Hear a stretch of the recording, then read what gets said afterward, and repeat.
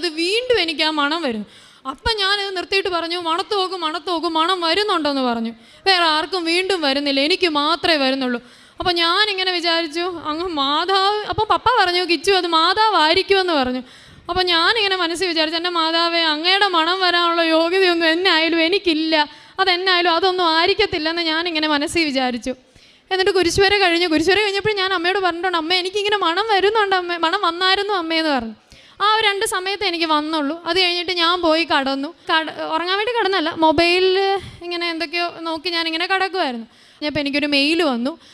ആ മെയിലിനകത്ത് എനിക്ക് IRCC എന്നുള്ളൊരു മെയിലായിരുന്നു. ഞാൻ പപ്പായനെയും വിളിച്ചില്ല, അമ്മേനെയും വിളിച്ചില്ല. ഞാൻ ഓടി എത്രയും ദൈവമാതാവെ നിർത്താതെ ചെല്ലിക്കൊണ്ട് ഞാൻ ആ മെയിൽ തുറന്നത് എനിക്ക് പാസ്പോർട്ട് റിക്വസ്റ്റ് ആയിരുന്നു.